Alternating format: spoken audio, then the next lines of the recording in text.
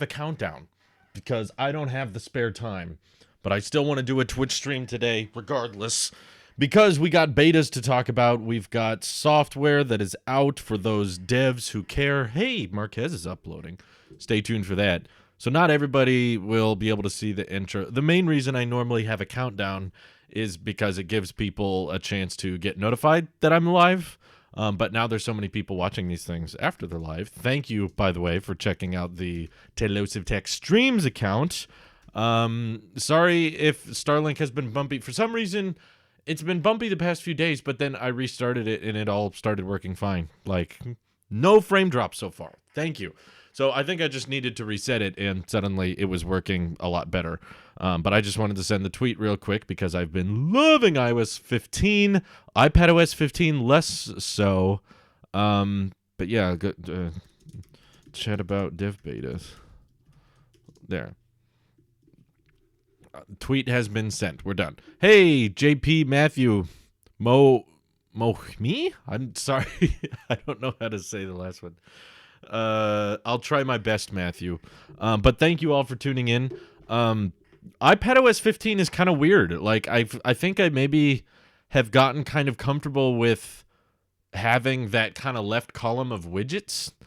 Because that's basically gone now. The idea of just kind of pinning widgets to the left side now because they float everywhere. And they're kind of awkward, I'll be honest. Like, the thing is, you still can't really put widgets anywhere you want because iPadOS treats them as if they are, what's it called?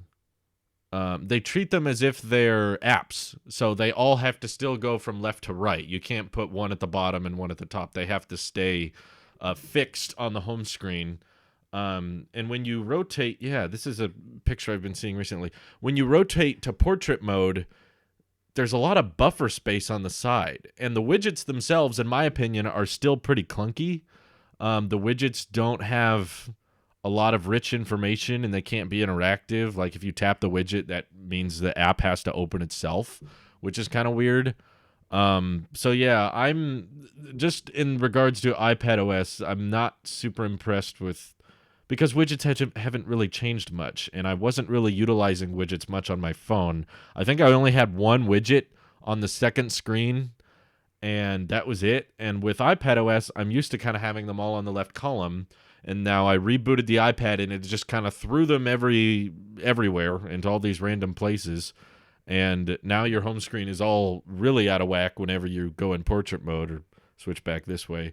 So it's kind of clunky. It's kind of bizarre. I still don't understand why it took Apple a year to match the functionality of widgets of iOS 14.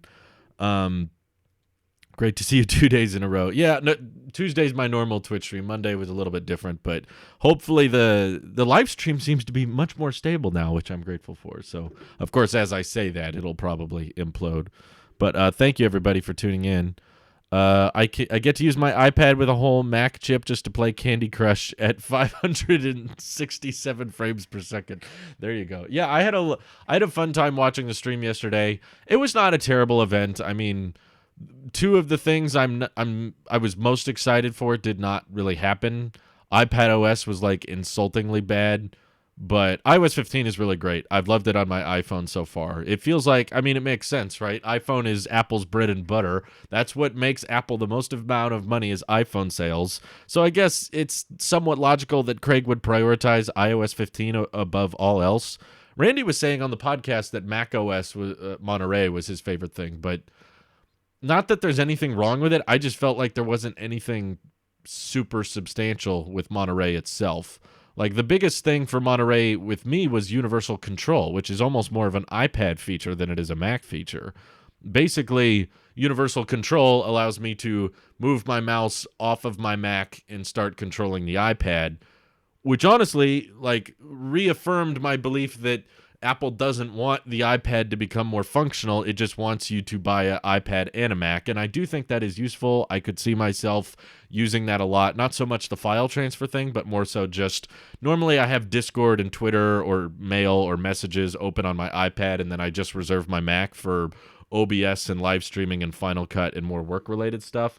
And the fact that I'll be able to use my very supported Space Gray Magic accessories, and I'll just be able to swipe my mouse over and start using my iPad to navigate either Discord or Twitter or whatever, and then go back and forth. That's going to be cool, but it's not really a Mac OS feature. It's kind of an ecosystem feature, you know? It's like when they announced that your Apple Watch can unlock your Mac. It's like, who is that, a watch feature or is it a Mac feature? It's kind of both. It's an ecosystem feature, you know? It kind of combines multiple features and put them together. That's how I see a lot of what they announced. Like, if you're scrolling through, it's a macOS feature that lets you use your iPad in another way, essentially. It's like, there's nothing, if you don't have an iPad, let's say if someone is excited to upgrade to macOS Monterey, but they don't have an iPad, what should they be excited for? Focus? Quick Notes? Oh, Safari is going to be all rearranged. That's for it. Still shocked how iPadOS 15 is exhibiting the same bugs the iOS 14 beta had a year ago. Yikes. Thank you for the bits, though. Appreciate that. Using 2 Macs with universal control. Haha! 2 Macs simultaneously. That's I'm not the type of person to use 2 Macs, but for someone who has a MacBook and an iMac, I guess that's kind of useful. Will you be trying Monterey beta? I don't think so, because as I just mentioned, I only have one Mac, and I had a nightmare situation a few years ago when Mojave came out. I wanted to try it out, so I put the Mojave beta on my iMac Pro, and it mostly worked okay, except I couldn't export videos. Final Cut would crash every time I would try to export a video. So I was like, okay, don't want to do that again. Thankfully, at the time, I had a backup iMac, but that backup iMac was basically carrying the entire Tailosive network until the public release of Mojave came out, because all of those betas did not fix my iMac Pro for a while. And luckily, that extra 27-inch iMac I had worked okay, and it was pretty fast. It kind of got the job done. But I was like, okay, for work-related computers like my iMac Pro that play such a crucial, pivotal role within my workflow, I'm not going to be doing beta software on that. I couldn't roll back. I think there might have been a way to, but we would lose too much stuff. I don't remember. But yeah, basically, it didn't go well. So I'm hesitant just because of all the issues I've had with beta software and work computers. I'm okay with putting it on.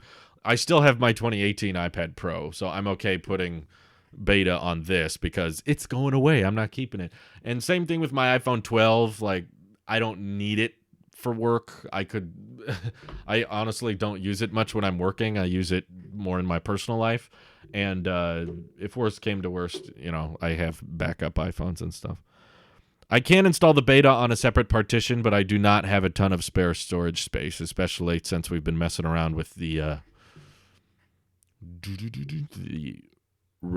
guess you can't see it very well. This is a red CFast card designed for red digital cameras, which I've been playing around with. And I want to use in some videos that you guys can see, hopefully pretty well.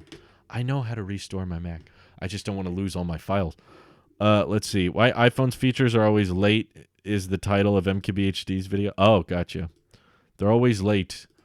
I don't know. I don't think that a bunch of...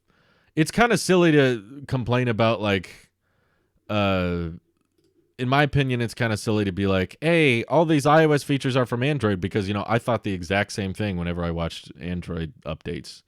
It's like, most of the features that came to Android 12 and Android 13 were security things that have been on iOS for a long time, and both companies copy from each other. So I'm like, I think Android got native dark mode around the same time iOS did, but there's just so many skins of Android that add in their own things. I don't really think it's late. Everybody's copying each other back and forth. Does iOS 15 allow for 2 audio apps to play at once? I don't think so. I doubt it. You can't deny OLED was late. I think I can. I think we could also argue that a lot of products, a lot of hardware gets rushed I'll say wireless charging was late. I don't understand why Apple was late to wireless charging. They don't have much good logic there. But a lot of OLED displays early on had a lot bigger burn-in problems. They were not as color calibrated. They didn't have as good a contrast ratio. So there's an argument to be made, I think, with certain types of hardware that Apple waited until they could do it correctly. And the burn-in and contrast ratio issues were definitely not as big a deal with the iPhone X as they were with something like the Galaxy S8, which had severe burn-in problems after a couple of years of use. And the iPhone X didn't have to worry about that. So I wouldn't say they were late to OLED, but I'll say they were late to wireless charging. I don't know why they couldn't get people were saying S7 had some of the worst burn-in issues. So there's a lot of stuff that gets rushed to market without thinking. But there's a lot of stuff that I agree. There are certain things Apple is late on, for sure. No denying that. Yusuf says, ever since around 2016, I've been getting the impression that Android's trying to get more simplistic and optimized like iOS, and iOS is trying to get more options and customization like Android. Exactly. That's how I see it too. Is a lot of Android features over the years are things that iOS has been doing, and a lot of the feel and a lot of the user interface that Android's trying to move towards is very iOS-like. And simultaneously, iOS is gaining a bunch of stuff that Android's had for a long time. So they're both just borrowing from each other. The main reason I say it's a bigger deal when iOS gets a feature than Android is because if native Android gets a feature, 90% of Androids are not going to get that feature within the next 2 to 3 years. Whereas iOS has a very, very high adoption rate. Usually within a year of iOS 14 or 13 being out, you have 85 to 90% of devices all switch to the latest version. So Apple's pretty good at getting people to upgrade to the latest. So it's like, well, Android's had this for years. It's like, yeah, but now iPhones from 2015 are going to be getting these features. Androids from 2015 aren't going to be getting the Android updates that are being announced next year, whereas that is the case with iPhone. So I'd say that is a big deal. iOS is a lot more consistent. After watching your iOS wish list video, looks like WWDC didn't implement any of those features. I haven't seen the pop-up thing yet. It's possible they fixed it, but yeah. The other thing you'll notice, bro man, from my wish list video is I didn't have a lot to say. I did not have a ton of things that were a problem with iOS 14. I was generally happy with it. iOS 15, I very intentionally chose the title as they fixed a bunch of things and they did all these things I didn't know I wanted. Like, majority of the things that I love about iOS 15 were not on my wish list. I think all of them were not on my wish list because Apple just thought of stuff I wasn't thinking about. Whether it be the messages, sending a bunch of photos at once, or having someone's face shows up when they text you, or the Safari redesign with the URL and the search bar and the tab bar being controlled via gestures at the bottom of the screen. Pixel 2 supported ended January of this year. Wow. And did the Pixel 2 come out in 2015? I think the Pixel 2 came out in 2017, and that's not getting updates anymore. So any thoughts on the 6S and Air 2 getting iOS 15? Yeah, I think I said in my video, I was shocked by that. I was not anticipating them to get another year. I'm very impressed they did. I think that's a great thing. I wasn't hoping they didn't get support. If Apple can bring support to an older device, that's great. That's a win. So yeah, I'm very excited that people with iPhones that old will still be getting all these new features, which I appreciate. I like how they redesigned Safari in Big Sur and now again in Monterey. Yeah, several Safari redesigns, but I haven't toyed around much with Safari on my iPad. I do use Safari on my iPhone a lot, though, and the fact that I can reach the search bar and the tab button so easily, and you just swipe down on the web page to refresh it. I know that a lot of people aren't going to like it. I think Scott is in agreement. He hates it on Mac. He hates the Safari redesign. I love it. And I can tell you why. It's because I can use Safari with one hand much easier now. Switching between tabs via a gesture, just like I swipe between apps with the home bar, is really clean and easy. Being able to just tap the search bar and then all the keys are right there. I don't have to reach to the top for everything anymore. I can just swipe from the middle of the display to refresh the page. I can swipe between tabs. Like, it just feels so fluid and so intuitive. It's a little bit of a muscle memory relearning because I'm kind of used to opening Safari and tapping the top, but I'm already getting comfortable with it. I'm already getting used to it. That's the problem with Android. I looked at the latest update and thought, wow, it looks amazing, and then proceeded to realize, oh, wait, I'm on Samsung. The look will be completely different. Yeah. Android has so many different skins that go on top of it. Yeah. They put tabs on the right and left side of the URL. It drives me crazy. Is that bad? They put tabs on the left and right side? Why? Why is that bad? I don't know. S63 Tech says, I like the Safari update. Extensions in Safari, iOS/iPadOS. Now I can ditch my 2013 MacBook Pro for personal use. Wow.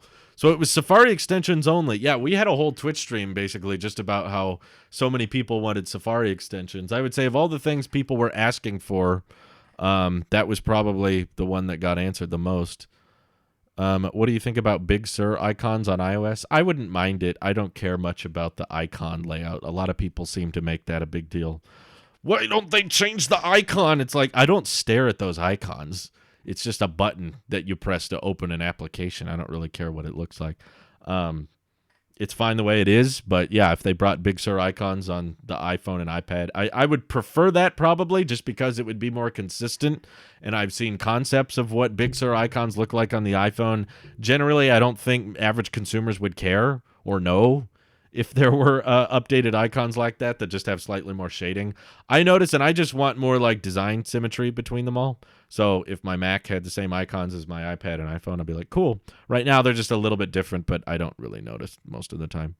Yeah, if you don't like Safari, you can just use Firefox or Chrome or, all those browsers are kind of similar to each other. So I'm kind of thankful that Apple went in a different direction with Safari and was like, let's try to do something separate from what everybody else is doing and see if we can make it more functional. And in my opinion, that's what they've did. They've welcomed it and made it so much easier for one-handed use.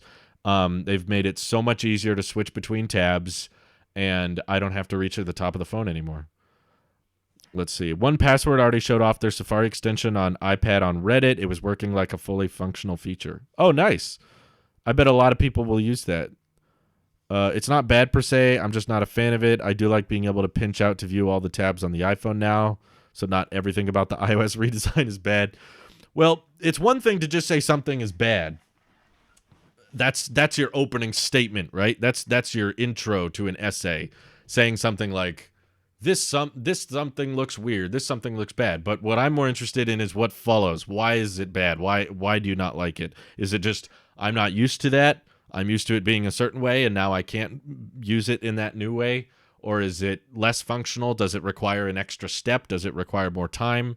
That's something I wish more people would go into with the, I know this is tech, but we talk about the Cybertruck versus the F-150 Lightning a lot, and a lot of people weren't getting past that initial just Cybertruck bad. Why? I don't know. It looks different. It's like, but it allows you to do this, this, and this, and this. It's like, oh, but I don't care. It looks weird. It's like, okay. What is it with Apple and the Metal API? Let it go and just adopt OpenGL and Vulkan? I think there's more to it than that. I'm excited that Keychain now has an authenticator built in for accounts that use 2FA. I didn't know that. That's cool. Is that an authenticator built in? Yeah, new MacBook Pros would have been nice. Still kind of bummed out. It's mainly leakers' fault. It's not so much Apple's fault. But yeah, I'm definitely still wishing we could have got M1X, especially now that I'm toying around with, for the first time ever, I'm using red file format, not for tech videos you guys are seeing, but for just videos I'm working on with my buddy Ross, and the fact that the red Komodo was struggling to, my iMac Pro was struggling to play back our red Komodo footage at full resolution. I was like, oh man, I'm glad that there's probably some new Macs coming out on Monday, because I'll be able to upgrade and actually get a computer that can handle this type of high resolution video better. And then we didn't get Macs. So I'm like, oh, dang. Okay. Might be a while. I got to just proxy those files and turn them down a bit. Did you try lossless Apple Music and Dolby Atmos? Nope. Don't have Apple Music and don't care to. I don't have headphones that'll support it. I'm pretty sure I only have AirPods. Yeah, I'm trying to think. I have some old crappy over ears, but I doubt they support lossless. They were pretty cheap. I have my original HomePod, but still no Apple Music, so I couldn't get. I don't even know if the original HomePod supports lossless. Yeah, they said HomePod Mini would get lossless later. Did they say the original HomePod would get lossless? I don't remember. Mahmoud says, I love the new Safari switching tabs is way better, and it's also really fluid, and I like the new design. Yay, I'm not alone. Cool. Linus said the 8K red is better than the 12K camera. I'm not doing this for resolution. We're not messing around with the red because we want to shoot in the Red Komodo, for those who don't know, caps out at 6K, so it does not shoot at 8K, and even at 6K, that's not really what is chalking up the computer. It's more about the bit rate of the video, and there's a look to it. It's very hard to describe. There's a cinema grade look to red footage. It's not about getting an 8K resolution or a 12K resolution. No one will ever see that, I agree. But it's more about how good the normal image looks, whether you're watching it at 1080p or 4K or 720p. Red footage is able to create this more cinema grade look. And I know because we were filming with it with the exact same lens I use on... It's right behind me. My stupid big head is covering up the camera. This lens on my Blackmagic that I use to record my tech videos. We attached that exact same lens to the Red Komodo, and it was like night and day different. It looked totally different from my Blackmagic footage. Just because, not because it was 6K, we were doing 4K recording, but just because it's a full frame sensor, and I think it's 16-bit color, and it's just an amazing image quality, and I want to mess around more with the red footage because my buddy has a worse computer than I do, so I'm struggling to comprehend how he's going to be able to edit the footage he records. It's the color science. The red cameras are well known for that. Yeah, I don't exactly know how to describe it, but you look at it and you can tell it looks different. Sorry for the lag. Starlink's acting up. Yeah, red color science is crazy. I think the controls moving to the top in FaceTime was done so that we don't unintentionally hit end or unmute. I can't get FaceTime to work yet, but yeah, that makes sense. HomeOS didn't happen, which was weird. I thought that was going to happen given it wasn't like a leaker or an analyst coming forward saying, I think Apple will release HomeOS. It was literally listed in Apple's own job application. That's pretty dang close to like directly from Apple themselves put out a HomeOS, and then everyone saw HomeOS and started writing about it in articles. Apple changed the application. They erased HomeOS and replaced it with tvOS and HomePod. So it was like Apple admitted they made a boo-boo, you know? They were like, oops, that's not supposed to be there, and they took it away. And I was like, that's pretty dang close to a confirmation, in my opinion. I mean, nothing is confirmed until they officially announce it, but that's pretty dang close. Let's see. Were you looking forward to the 16-inch MacBook Pro rumor? Not specifically 16-inch MacBook Pro or 14-inch MacBook Pro or even Mac Mini. I mainly just wanted to see Apple Silicon get faster because we've had the M1 since November now. It's been 8 months of the same Apple Silicon chip across so many different products. It's like, okay, it's in the MacBook Pro, it's in the MacBook Air, it's in the Mac Mini, now it's in the iMac, now it's in the iPad, and I'm like, okay, M1 is great. M1's, for the market it serves, it's plenty fast. It's probably overkill for the majority of people buying it. That's amazing, that's wonderful, but for someone like me, I know I'm not the majority, but for someone like me who's a content creator and who bought, the base iMac Pro way back in 2017, we're really, really excited for M1X. We want to see Apple Silicon truly unleashed when it's not trying to fit itself into a fanless iPad or it's not trying to fit itself into a fanless MacBook Air and you're trying to prioritize battery life and you're trying to prioritize efficiency. No, we want to see what Apple can do when they don't care about battery life and efficiency so much and can just go full out. Let's see how fast we can make this chip so that it can actually outperform my iMac Pro and multi-core so that we can start using it with red footage and we can actually start replacing higher-end Pro machines with displays larger than 13 inches because right now when it comes to laptops, 13 is as big as the M1 gets. And also, the M1 is really strong and really powerful, but it's always limited to 2 USB-C ports or less, and there's a lot of us that need more ports than just 2. and that's all the MacBook Pro and MacBook Air can do. With the iMac, you only get 2 Thunderbolt ports and then just 2 normal USB-Cs. A lot of us want more than that. So we're all pumped. We're all excited. Like, okay, I want to see M1 taken to the next level. And now it didn't happen. And so now I'm kind of like, ugh, we're going to have to wait probably till October or November for M1X now. There's a chance they could launch it in September with the new iPhones. I don't think we're going to get M1X in July or August or September, to be honest. Normally, September events are reserved primarily for iPhones and kind of consumer-grade stuff like AirPods and Apple Watches. So I personally don't think M1X is coming in September. So it's just a long wait, you know. We were hearing so much about M1X. It's a developer conference. It's, you know, a year ago they announced the Apple Silicon transition, and I figured if we were a year into this transition, they could announce that, you know, there were some more Macs ready to ditch Intel now. And the fact that it isn't is like, I don't know, a little bummed out, but I guess we got to blame the leakers. So pumped I got a stream. Love your work. Oh, thank you, Franklin. A job ad means it will come maybe next year or the year after. Well, I don't think it necessarily means that. It could. That might be it.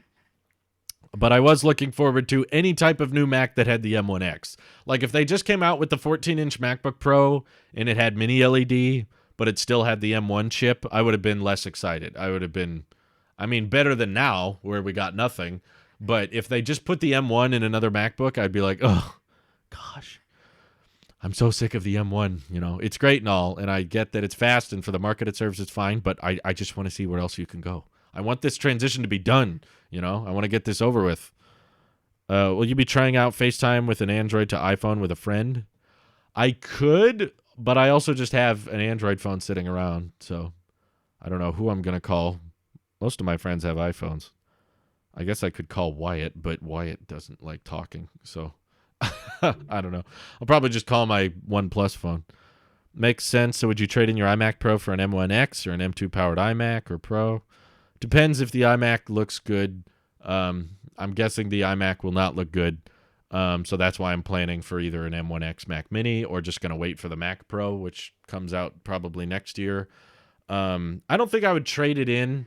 My wife seems pretty set on keeping the iMac Pro just around as a backup or at least selling it over trading it in because the trade-in value is always pretty low compared to what you can get. But I've tried to explain several times, like, honey, I don't think anybody's going to want this once the Apple Silicon Macs come out. The value of any Intel Mac is going to tank. But she still wants to try. So we'll probably sell it or try to sell it. And if no one buys it, then trade it in. But in the meantime, it sounds like we're not getting M1X in the near future. So not gonna be getting rid of it anytime soon. I really wish they bring M1X to the Mac Mini. Yeah, me too. That would be wonderful. Let's see. Scott says, I was ready to buy a 14-inch MacBook Pro, but I'm kind of okay we didn't get one yesterday because that means they have more time to plan and save. Yeah, I feel the same way. You know, I have a lot of stuff going on this month. It's a very busy month for my personal life. I'm helping my parents move, and we're going to be away for a long time. There's going to be a big trip ahead of us. And because of all that, I was kind of somewhat worried of new Macs coming out because I was like, man, if they announce that you can buy them, you know, this Friday and they start delivering at the end of the month, I'm not exactly going to know where to ship them. I might have to ship them to my parents' place because I'm not going to be here. Or if they come out at a later date, maybe I will have to ship them here. I was just kind of getting nervous about all the details of where to ship them and how I was going to review them, if I was going to work when I was away from home. And the fact that we didn't get them kind of relieved all that tension a little bit. So on the bright side, I'm like, okay, don't have to worry about where I ship them.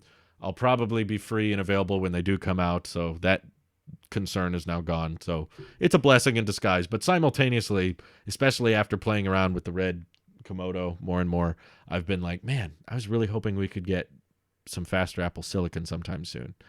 The frustrating part about this whole transition is that you're basically in the market. If you're in the market for something that has the M1 in it, it's like, okay, you're good. You can buy now. So if you were in the market for a MacBook Air, or if you were in the market for an entry-level Mac Mini, you know, sub $1,000 Mac Mini, then great. You have an option now. That's fantastic. But for anybody who's not in the current M1 demographic, everything is like a don't buy now. any Intel Mac, everybody's going to tell you don't buy it now. New Apple Silicon Mac is going to replace that very, very soon. And it was like, okay, so like for all of the first half of 2021, anybody who's been interested in a 16-inch MacBook Pro, anybody who's been interested in a larger iMac, anybody interested in a Mac Pro, we're basically all telling them now that this transition has begun, like, hey, don't buy any Intel Mac yet, okay? New Apple Silicon Macs are coming. They're going to be faster. They're going to have great value, and the MacBook Pros are going to have legacy ports and mini LED and all that. So everyone's like, okay, wait for the Apple Silicon. And then the event gets announced. It's like, okay, June 7th, here comes the event. All right, don't buy a Mac yet. Wait for the Apple Silicon ones. Then June 7th comes around.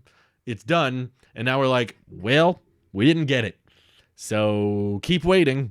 But obviously the waiting game, luckily my iMac Pro is aged pretty well and it doesn't need to be replaced immediately. If it did started having major issues and I did need to replace it, that would be a different story. But right now it's working fine. So thankfully I can just keep living with the iMac Pro. But I know a lot of people aren't like me. There's a lot of people in that upgrade phase where they're like, okay, my old Mac needs to be replaced soon. I need this for work. I need this for college. I need to get a new Mac. I want it to be faster and I want to get a lot of storage. But everyone's telling me don't buy any Intel Mac right now because Apple Silicon's going to come out. But now I got to wait another 4 or 5 months and I got to live with my old Mac that's slow and not doing what I need it to. So it's just kind of a frustrating place for everyone to be in. It's just kind of annoying for the rest of us that aren't part of the M1 demographic. For those who are in it, that's great. I'm happy for you. But there's a lot of us who aren't. And I'm definitely not like in the I need to upgrade right now section, but I'm in the like I'm kind of ready, especially with the camera upgrades I'm dealing with. I saw Nick's video today on his DIY Mac Mini M1 to Cube. Now I want to do the same. Looks really cool. Yeah, that's a cool video. I agree. I don't know how he had the time or diligence to make that happen. Would they replace the current M1 MacBook Air with the M2 redesigned MacBook Air? I'm hoping they keep it because it's the cheapest laptop with the Apple Silicon. Yeah, I mean, eventually, I expect the MacBook Air to get upgraded to the M2. I don't know if it'll be this year, though, especially now that we didn't get M1X in June. It's kind of throwing off my timeline because I'm like, okay, Macs rarely come out in September events. That almost never happens. Never say never. It's still technically possible, but the fact that the M1X would definitely be catered towards like high-end professional Mac users, and the iPhone event is normally about more average consumer stuff. And then there's the Apple Watch, and we'll probably get AirPods 3 at that event or something. So it doesn't really make sense for me for them to wait to announce M1X for the iPhone event, which means we got to wait till October for M1X. But the reporters and analysts are still saying to expect M2 chip with MacBook Air, which I understand is a separate tier. It's like a different part of... It's like a whole separate section of M1X. They fit different markets. But would they launch an M2 chip alongside an M1X? Doesn't that sound kind of confusing? Or would they have to just skip M1 and go straight to M2X for the sake of marketing consistency? I don't know. It's possible that the M2 MacBook Air could be further away than we think it is. But, you know, there's reporters right now saying it's coming at the end of the year, but most of those reporters were also assuming we would get MacBooks yesterday, and we didn't. So maybe we'll get... Yeah, this is like the opposite of the PowerPC transition because this one is going so slowly. Yeah, when they transitioned away from PowerPC, pretty much all the Macs were Intel within a year. And now it's been like a year since the announcement, and there's still half the lineup is still Intel. Macs happen in November sometimes, not every month, not every year. Yeah, we've had lots of Mac October events over the years. In fact, not that many. I think there's been more October Mac events than there have been November Mac events.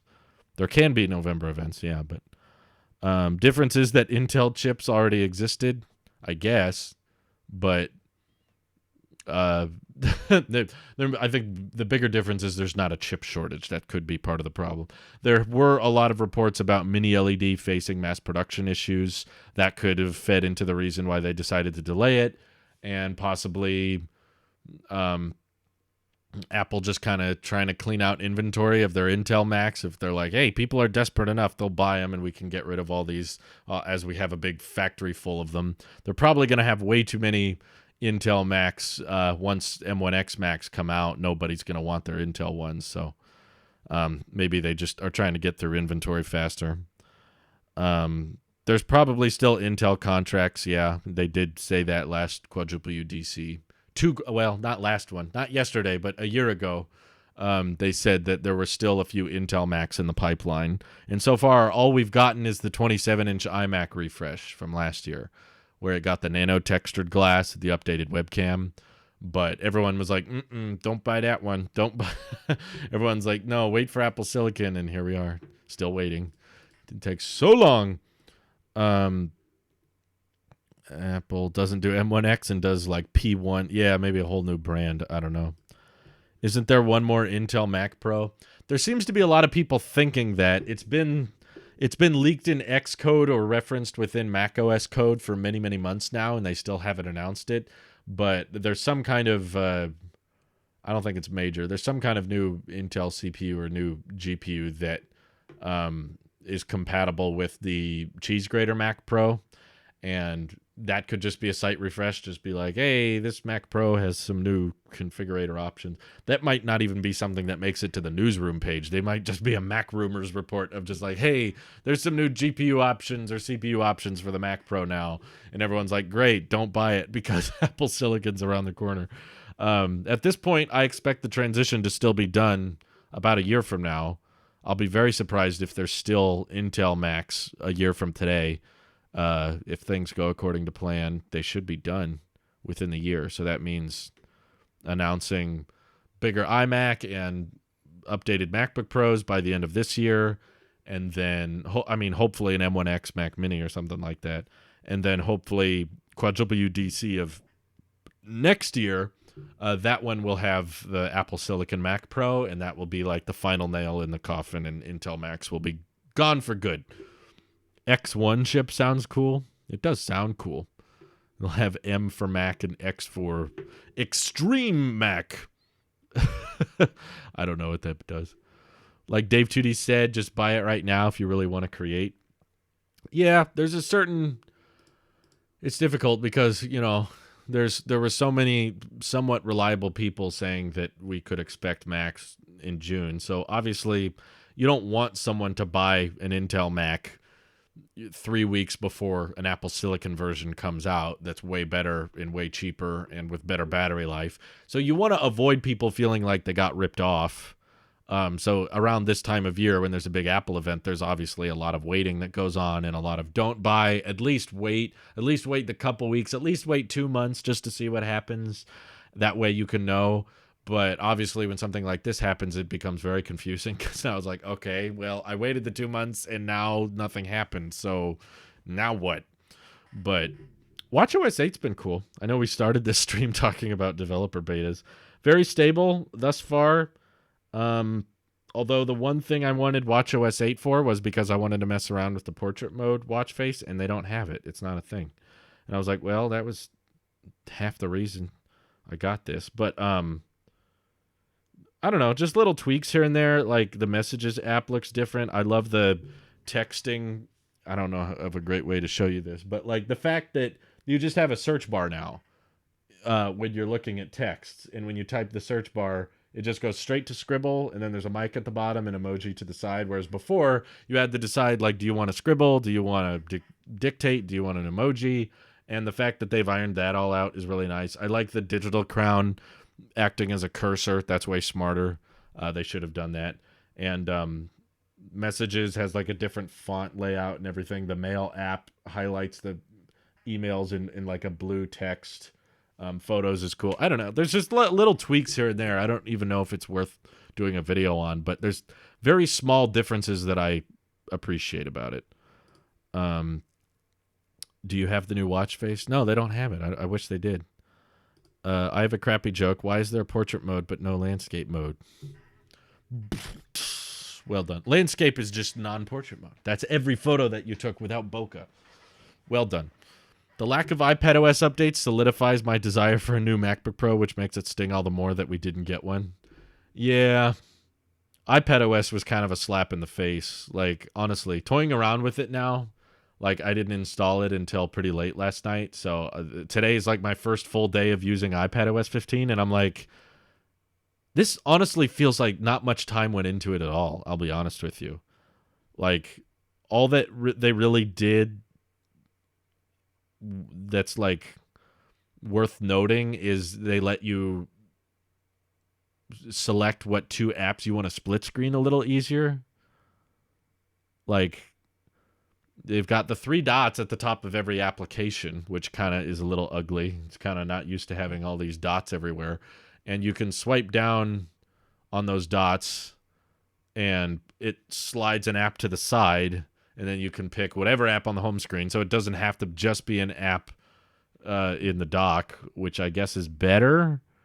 But still, that feels like something they thought of in like a weekend, right?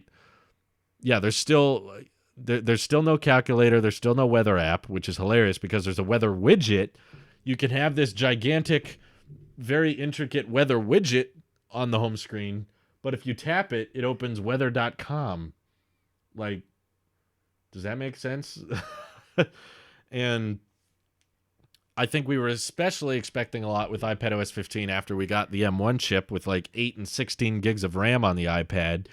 And the fact that they're still limiting it to 2 apps at a time to me is just very confusing. And the widgets anywhere on the home screen is just kind of bizarre. Doesn't feel natural. Feels kind of clunky and slapped together. I saw that in the Files app, they actually give you a loading bar when you're moving files now, which is progress. I mean, that's good. It's a step in the right direction, but the Safari extensions, I think people will like. That was something a lot of people were asking for,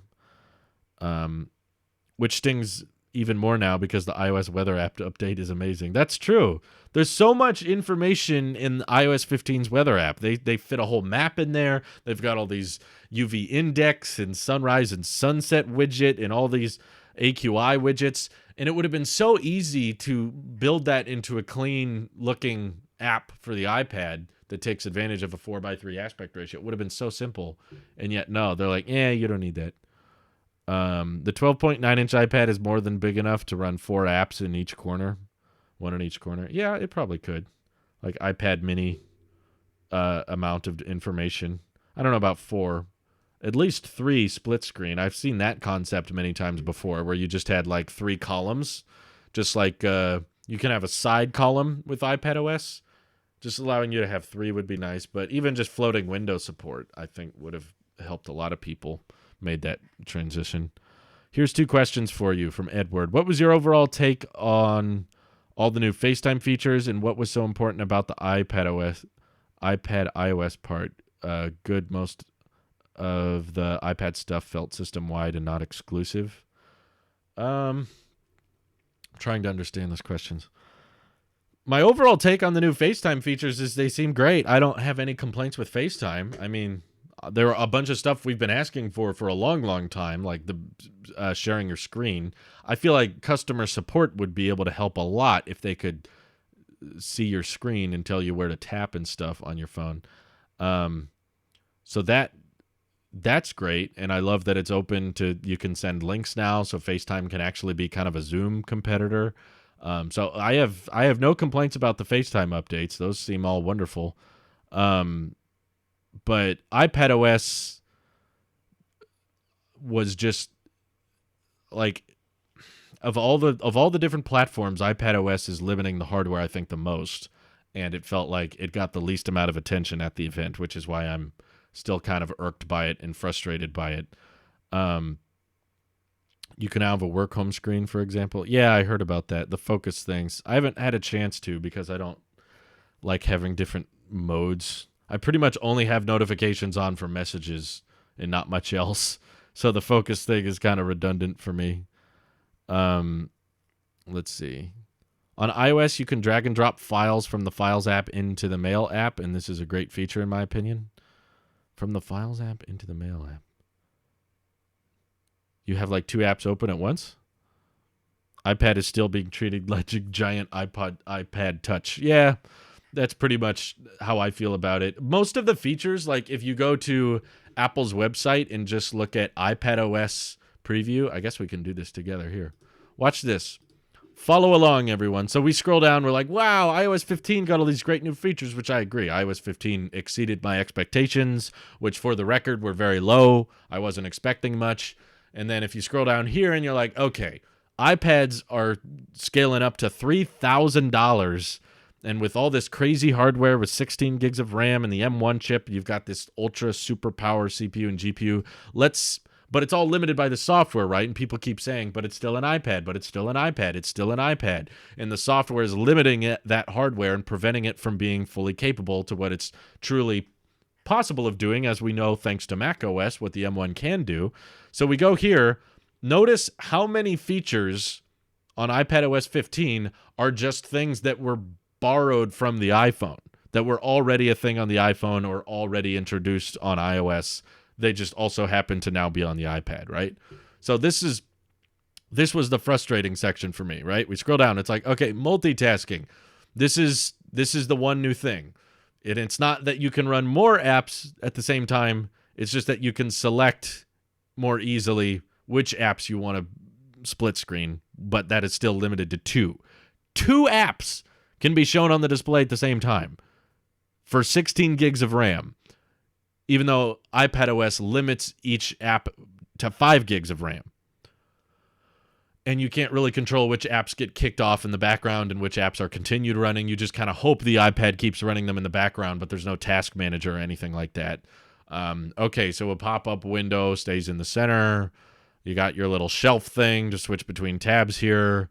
This, I don't know why it wasn't a thing before. Basically, you can just swipe apps on top of each other when you're already multitasking them. It's pretty basic. Keyboard shortcuts were already a thing. There's just a couple more. Okay, widgets on the home screen and app library. This was a thing on iOS 14 a year ago. Put widgets wherever you want, and there's a button that accesses all your apps. So you got a very easy to find app library. And these widgets, which still can't be interactive and still take up way too much space on the home screen, in my opinion, in my use cases, they have not been super functional. Quick notes. So you swipe up from the bottom and you can start taking a note pretty quickly. You could kind of do that already with split screen. You could already kind of do two things at once. Now you can put notes on top that will actually cover the application as you're using it. Some people are probably going to use that. Probably not for me, though. You can directly attach links for what you're watching, throw them in here. So quick notes are kind of useful. But then we get just back into FaceTime. So this is all not really iPad exclusive stuff. This is just iPhone feature brought to iPad as well. This is more of an ecosystem feature that's being brought to multiple Apple devices. Okay, share your screen, spatial audio with AirPods. Yeah, it's all iPhone stuff. Grid view, we showed that on the iPhone. The mic isolation, got it. We got all that. Messages. Now people can, share directly what they're listening to or shared with you in apps. Pictures of what people have texted you. This is all iOS 15 stuff. Same with Memoji. Focus is also system-wide. That applies to iOS 15, macOS. Notification updates. This is also an iOS thing. Safari got updated system-wide, so extensions brought to the iPad good, but it's, definitely not exclusive to the iPad, which is fine, I guess. It doesn't need to be. All the Maps updates were iPhone exclusives. Live text was also an iPhone thing. It's just also now on the iPad.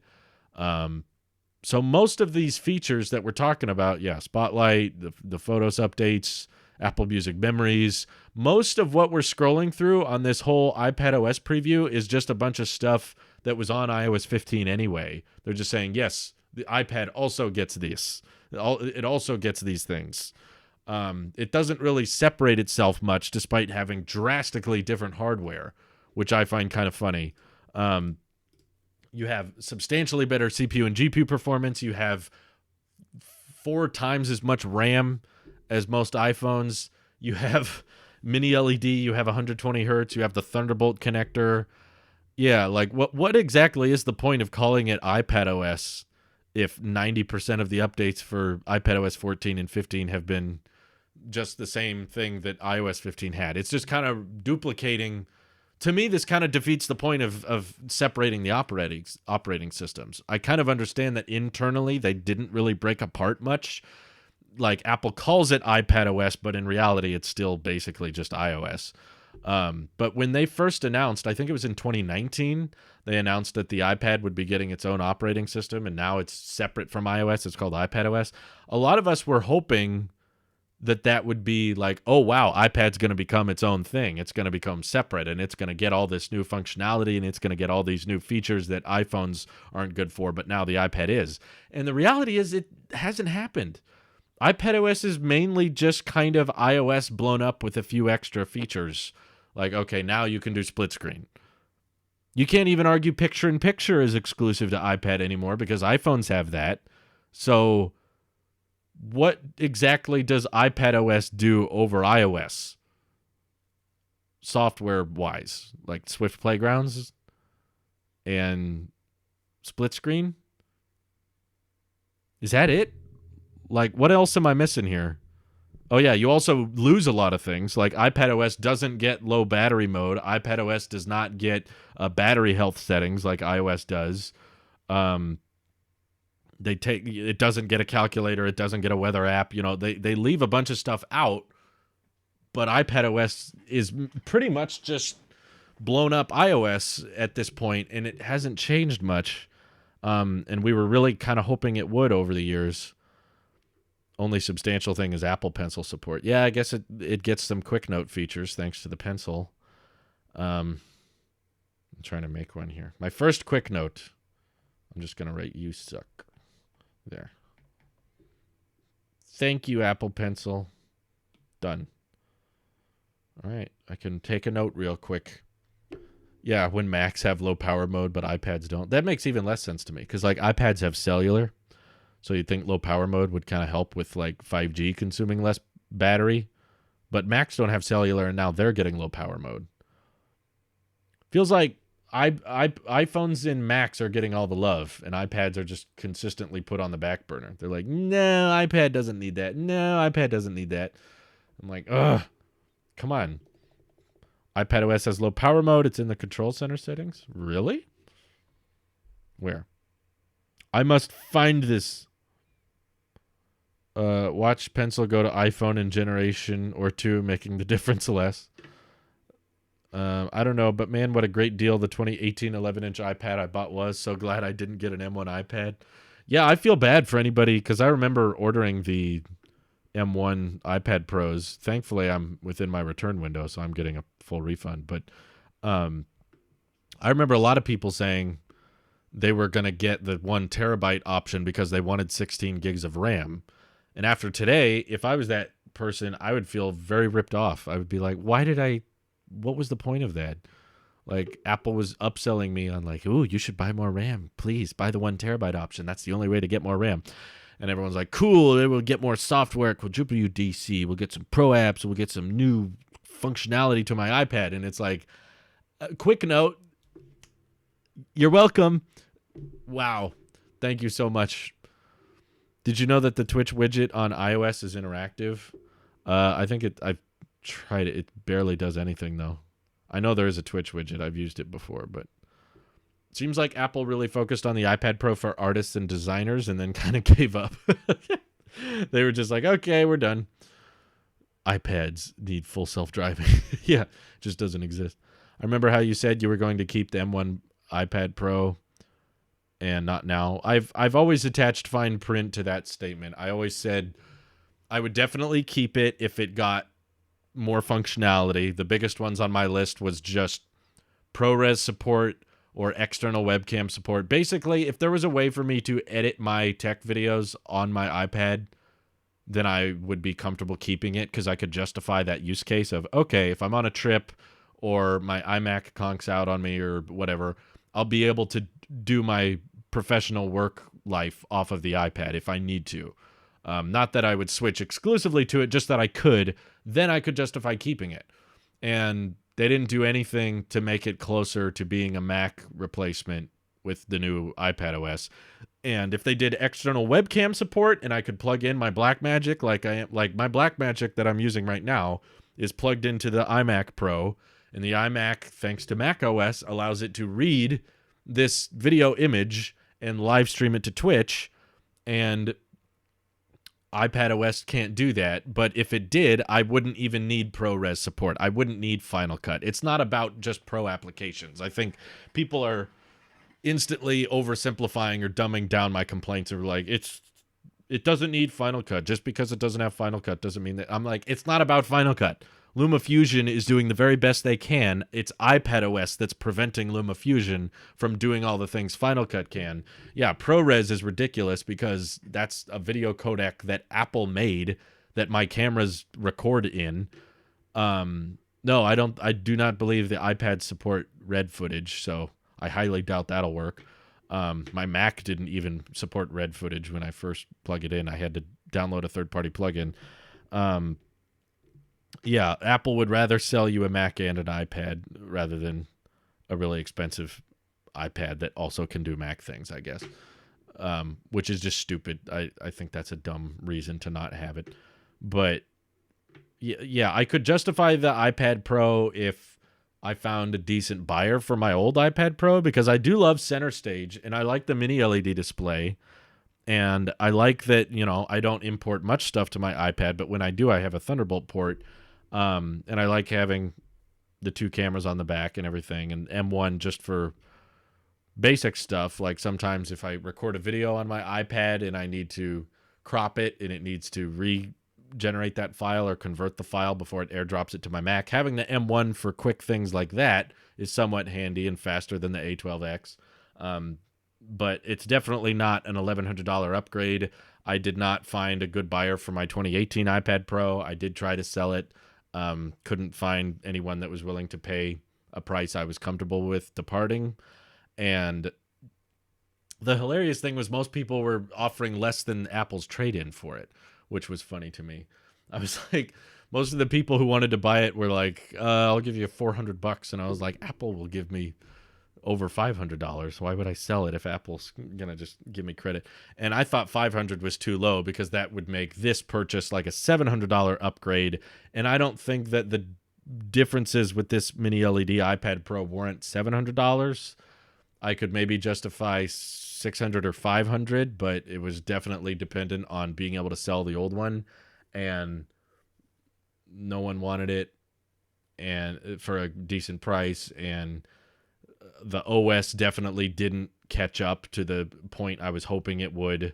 I wasn't like dependent on them announcing macOS for the iPad for me to keep it. That's not what I was going for. I was just hoping for some added functionality, and even without that added functionality, at least I could sell the old one, but that just didn't go that well.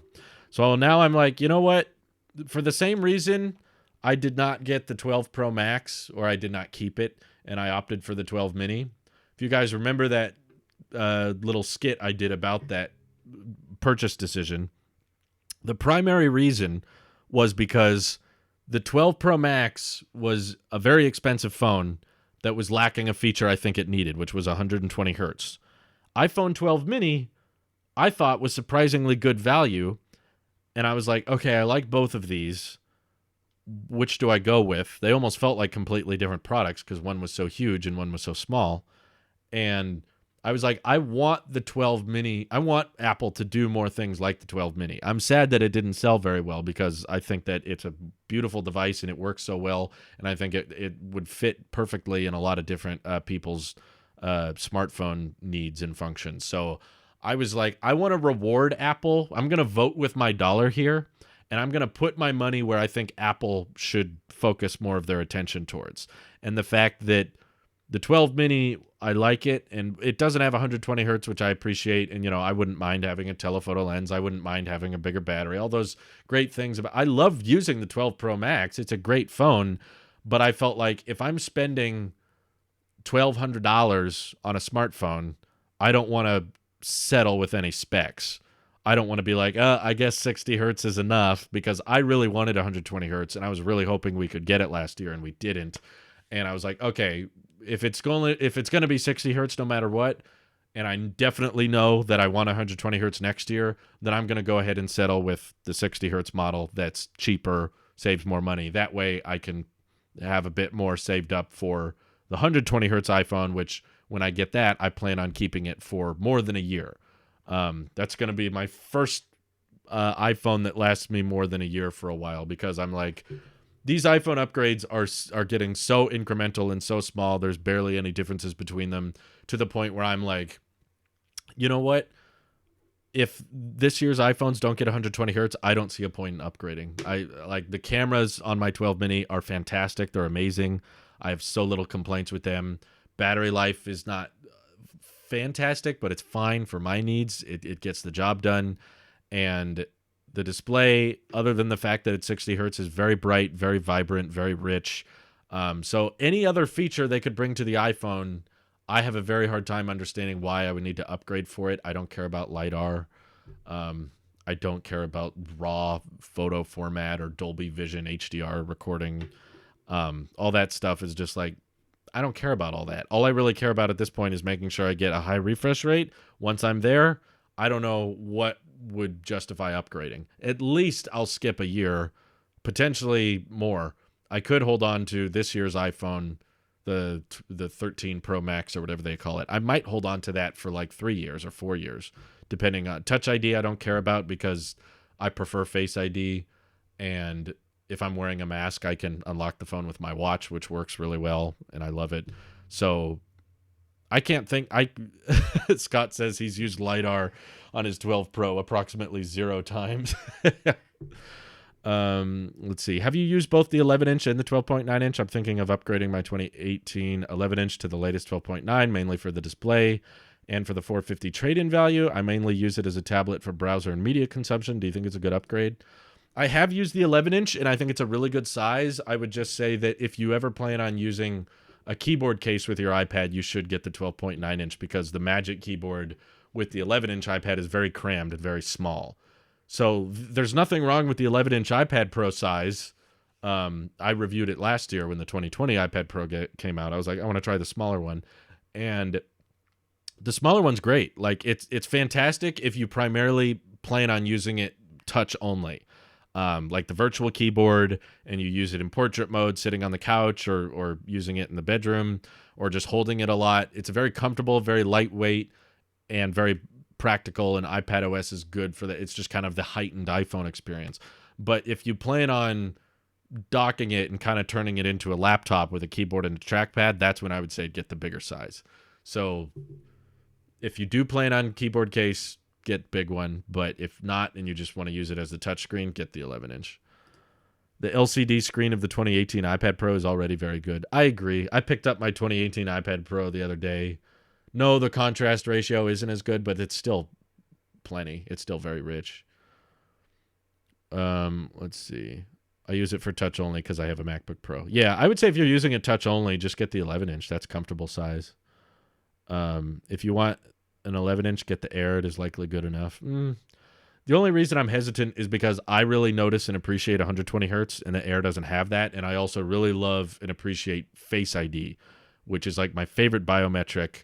And Touch ID on the Air is just a noticeable step down for me, because you have to rest your finger on the power button every time you want to unlock it, whereas Face ID, it just works. You just open the device, it looks at you and unlocks. Like, I prefer...